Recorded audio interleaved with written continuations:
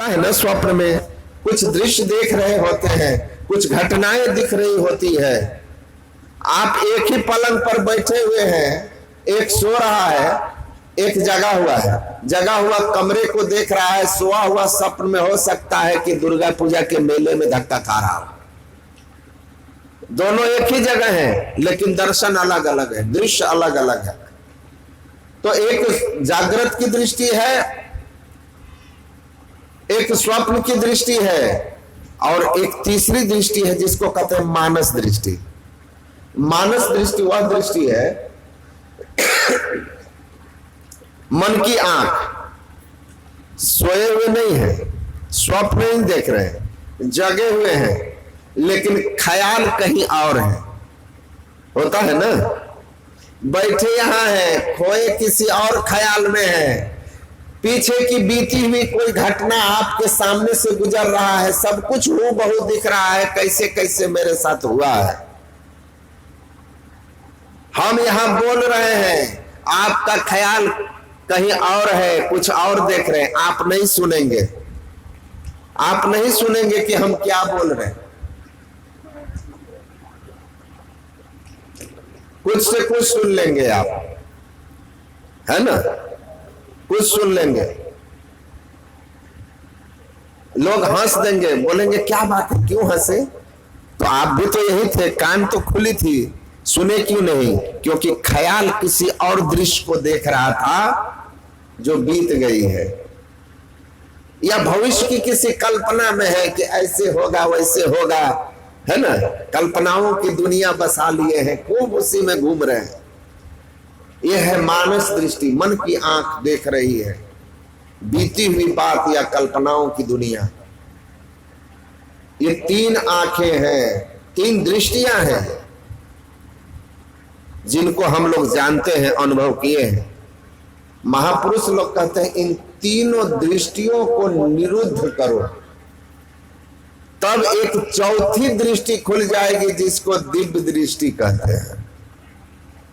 दिव्य दृष्टि कल सुने थे ना आप कि भगवान कृष्ण ने संजय को, अर्जुन को दिव्य दृष्टि दे करके महाभारत के युद्ध के पूर्व अपने दिव्य रूप का भी दर्शन कराया था। और संजय को वेद व्यास जी ने दिव्य दृष्टि दे करके महाभारत के सारे युद्ध का वर्णन धृतराष्ट्र को सुनवाया था। ये दिव्य दृष्टि, ये चौथी दृष्टि है। ये तीन दृष्टियों को निरुद्ध करने की युक्ति जिनको आती है वो जानते हैं, उनकी चौथी दृष्टि खुल जाती है। तो चौथी दृष्टि खुलते ही दूरदर्शन मापनियात, दूरदर्शन प्राप्त हो जाता है। एक बिंदुता दूरबीन हो, दूरबीन क्या करे। सदगुरु महर्षि में ही परमहंस महाराज कहते हैं, जब एक बिंदुता की प्राप्ति हो जाती है तो दिव्य दृष्टि खुल जाती है। और ऐसी दूरबीन प्राप्त हो जाती है कि बैठे बैठे स्वर्ग में क्या हो रहा है, ब्रह्मलोक में क्या हो रहा है, धरती के नीचे क्या है, पहाड़ में क्या छिपा है, सबके सब उसके सामने प्रत्यक्ष हो जाता है। लेकिन परमात्मा का दर्शन अभी भी नहीं हुआ है। ये दिव्य दृष्टि से भी परमात्मा के दिव्य माया का दर्शन होता है। मैं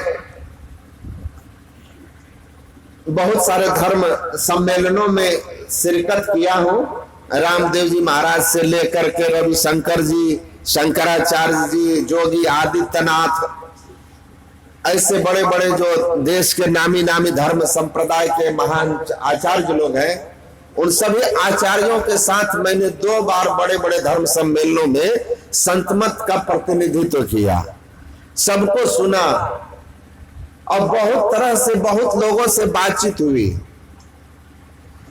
इस्कॉन एक संस्था है, उस भगवान कृष्ण के सगुण लीलाओं का वर्णन करते हैं, सगुण भक्ति का प्रचार करते हैं। उनके मैं आश्रम में था, उनके कुछ ब्रह्मचारी खड़े थे। उन लोगों से मैंने पूछा कि अच्छा ये बताओ कि परमात्मा के दर्शन से क्या होता है?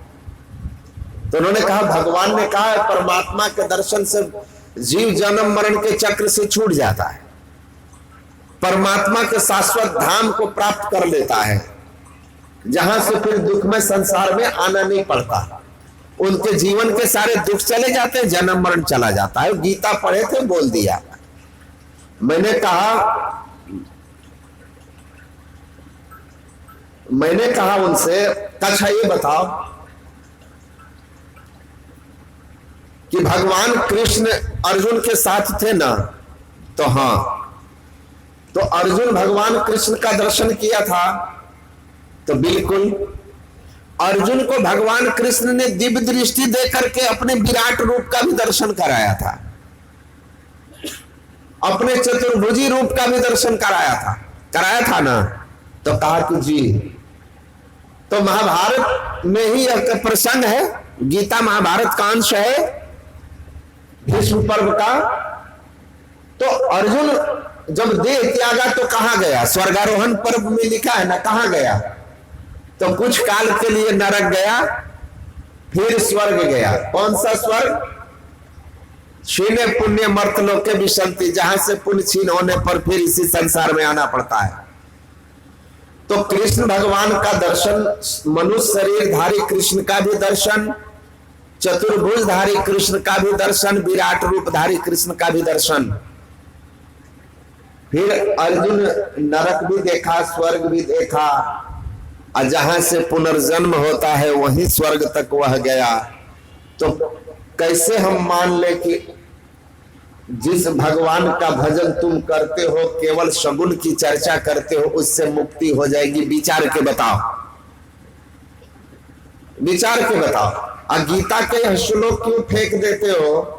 जब भगवान कहते हैं अव्यक्तम बुद्धिमापन्नम मन्नते माम बुद्धया परम भाव मजानंतो मम भय मनुत्तमम। हे अर्जुन, मैं इंद्रियों की पकड़ में नहीं आता, अव्यक्त हूं।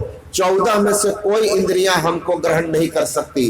और दिव्य दृष्टि में 4 मन बुद्धि और चित्त अहंकार रूपी 4 सूक्ष्म इंद्रियां संग रहती है, इसीलिए दिव्य माया दर्शन होता है। तो भगवान कहते हैं कि मैं अव्यक्त हूं। अध्यात्म विद्या से हीन मति छीन लोग हमको क्या समझते हैं कि मैं शरीर वाला, यही असली भगवान है, इसी के दर्शन से कल्याण होगा। नहीं नहीं, मेरा अव्यव सनातन कभी नाश न होने वाला रूप ही श्रेष्ठ रूप है, वही मोक्ष का रूप है, जो परमात्मा प्रकृति के कण में। तो क्यों नहीं हुआ? तो चुप हो गया, सोचने लगा। लो तुरंत एक बड़ा महात्मा वहां पर आया, सन्यासी, आके कहता अरे चलो चलो, मायावादियों को सुनोगे तो भक्ति का नाश हो जाएगा। मैंने कहा महाराज, चेला बचाना है तो ले जाओ, लेकिन शास्त्र जो कहता है उससे आंख मूंदने से काम नहीं चलेगा। अचानक बिल्ली सामने जब कबूतर के आ जाती है ना, तो कबूतर आंख बंद करके सोचती है कि हम बिल्ली को नहीं देख रहे, तो बिल्ली भी हमको नहीं देख रही है।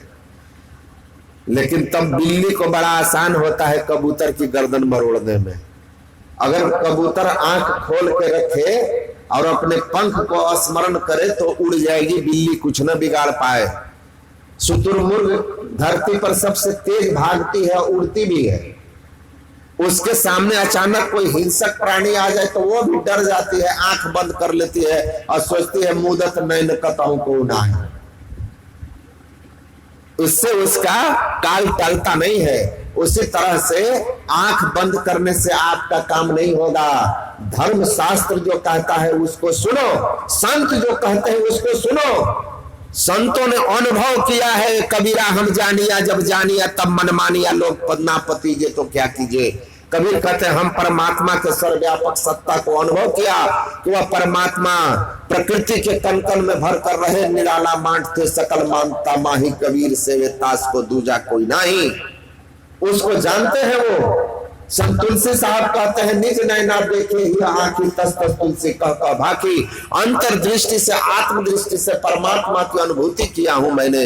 सदगुरु महर्षि में ही परमहंस महाराज कहते हैं मैं ही जो अनुभव ज्ञान हो, अनुमान क्या करे, समझा में ही लखा नमूना बात है सकेत की। मैं सुना समझा, साधना की और नमूना देख लिया कि परमात्मा है, और उस परमात्मा के दर्शन से ही जीव का परम कल्याण होता है, और उस दर्शन के लिए आत्मदृष्टि की साधना करनी पड़ती है। तो तीनों दृष्टियों को निरुद्ध करके दिव्य दृष्टि खुलती है, उससे दिव्य रूप का दर्शन होता है, दिव्य शक्तियां आती है, अलौकिक शक्ति आ जाती है, रिद्धि सिद्धि आ जाती है, हनुमान जी की तरह आकाश में उड़ सकते हो, समस्त दैविक शक्तियां आप में आ जाएगी, सिद्धियां आ जाएगी, लेकिन ईश्वर के उस निर्मायिक निर्गुण स्वरूप का ज्ञान नहीं हो पाता है। इस दृष्टि को निरुद्ध करके दिव्य दृष्टि खोलने के लिए पहले मानस जप और मानस ध्यान की साधना करके चित्त को शुद्ध किया जाता है, हृदय शुद्ध पवित्र हो जाता है, तब यह सामर्थ्य आ जाती है कि हम दिव्य दृष्टि खोल सके। इसके लिए दृष्टि योग की साधना है। इसी के लिए कहा है कि ईड़ा तिष्ठति वामेन पिंगला दक्षिणेन्तु तयोर मध्य वरम स्थानम अस्तम वेद सवेदवित। ईड़ा बाईं दृष्टि की धारा को कहते हैं, दाहिनी आंख से निकलने वाली दृष्टि धारा को पिंगला कहते हैं। ईड़ा और पिंगला के ठीक मध्य में एक श्रेष्ठ स्थान है जिसको सुषुम्ना कहते हैं, शिवनेत्र कहते हैं, वो बंद है। उसको युगल दृष्टि की धारों को जब एक कीजिएगा तो दो रेखाएं आपस में जैसे मिल जाएंगी, तो निगेटिव पॉजिटिव तार जब आपस में मिलता है ना तब बल्ब जलता है। वैसे बाईं दाईं दृष्टि की धारे मध्य में जाकर के गुरु युक्ति से जब एक होगी ना, एक बिंदुता पर, तो अंतः प्रकाश हो जाता है। अंतः शरीरे ज्योतिर्मयम शुभ्रम यम पश्यति यतयः क्षीण दोषा। जो खान पान और पाप कर्मों से अपने को अलग कर लिया, वह दृष्टि योग की साधना करके यह सुषुम्ना ध्यान की विधि, बिंदु ध्यान की विधि, शिवनेत्र के ध्यान की विधि को जान करके इस शिव नेत्र को खोल लेता है। इसी को प्राप्त करने से भगवान शिव ने कहा पाप छूटता है। ये हाथ में रुद्राक्ष पहनने से नहीं छूटता है। भगवान शिव कहते हैं सिरः कपाले रुद्राक्षम विवरम चिंतयेद यदा तदा ज्योति प्रकाशस्याद विद्युत कुल समप्रभा एतत् चिंतन मात्रेण पापानां संक्षयो भवेत् दुराचारी पुरुषो लभते परमं पदम। दोनों आंख के कपाल भाग में, मस्तिष्क भाग में, दोनों आंखों के मध्य में भ्रूर मध्य सच्चिदानंद तेजा। कपाल भाग में रुद्र अक्ष है, रुद्र मणि शिव, अक्ष मणि आंख, शिवनेत्र है। जो उस शिवनेत्र का ध्यान करके उस शिवनेत्र को खोलता है तो विद्युत पुंज समप्रभा, वो प्रकाश पुंज को अपने अंदर में दर्शन पाता है, दर्शन देखता है। ये तो चिंतन मात्रेण, इस शिवनेत्र का चिंतन करने से, ध्यान करने से, सुषुम्ना ध्यान करने से पापा नाम संक्षय भवित, उसके सारे पाप का नाश हो जाता है। दुराचारी पुरुषो लभते परमं पदम। पूर्व कृत अगर वह रत्नाकर जैसा भी रहा हो, लेकिन गुरु के शरण में आकर पाप कर्म करने का, पाप का त्याग कर दिया हो, अब पाप त्याग करके इस ध्यान को करते हुए जब अपने अंदर के उस सुषुम्ना को खोल लिया तो उसके सारे पाप का नाश हो जाता है और वह परम पद को प्राप्त करने का अधिकारी हो जाता है। ये है रुद्राक्ष। आजकल हाथे में लगा के लोग रुद्राक्ष सोचते हैं कि रुद्राक्ष पहन लिए पाप नाश हो जाएगा। इतना आसान होता ना तो ये इतने धर्म ग्रंथ और इतने संत महात्मा इतनी साधना नहीं किए होते। तो शिवनेत्र खुल गया, सुषुम्ना खुल गया, अंतः प्रकाश हो गया, दिव्य दृष्टि खुल गई। इस दिव्य दृष्टि के खुलते ही परमात्मा का दिव्य नाद सुनाई देने लगता है। उस दिव्य नाद में गुरु की युक्ति से अनहद में धुन सतलौलाए, शब्द खोजी मन बस करे, सहज योग है यह, सत्य शब्द निसार है यह तो झूठी दे। उस सत्य शब्द को अंतर साधना करके जो परख लेता है ना, उस शब्द में चुंबकीय आकर्षण होता है। प्रकर्षण नहीं तो मोक्षमिति प्रणव, वह शब्द सूरत को खींचती हुई परमात्मा के धाम में पहुंचा, सारे जड़ के आवरण से मुक्त करके और हमारी आत्मदृष्टि को प्राप्त कराता है। सार शब्द में सूरत लगते ही आत्मदृष्टि खुल जाती है। जैसे लोहा में सोना, जैसे लोहा पारस में स्पर्श करते ही लोहा सोना हो जाता है, वैसे ही परसत ही कंचन भया छूटा बंधन मोह। आदि नाम पारस है, वो आदि नाद अपने अंदर में सुनाई देता है। आत्मदृष्टि की प्राप्ति हो जाती है। जड़ावरण से मुक्त होकर कैवल्य दशा में जाकर हम खुद को पहचानते हैं कि मैं ईश्वर अंश जीव अविनाशी चेतन अमल सहज सुखराशि, अपने आप की पहचान होती है। तब आत्मदृष्टि खुलती है, तब परमात्मा की पहचान हो जाती है। परमात्मा अब छिपे हुए नहीं है। इस दृष्टि के प्राप्त होते ही हमको जित देखो तित राममयी है। सब जगह ब्रह्म ही ब्रह्म, ऊपर नीचे बाएं दाएं अन्य जो कबीर कहते हैं वो संत कबीर वाली आपको दृष्टि हो जाएगी। तब आप परमात्मा को पहचान लेंगे, भेदभाव से ऊपर उठ जाएंगे और परमात्मा में आप मिलकर परमात्मा से एक में हो जाएंगे। जैसे नदी सागर में मिलकर सागर हो जाती है, उसी तरह सरिता जल जल निधि में जाई हो अचल जीव हरि पाई। जल तरंग जीव जल ही समाया, त्यों ज्योति संग ज्योति मिलाइया। कह नानक भ्रम करे किवाड़ा बहुरी न होइए जौला जीव।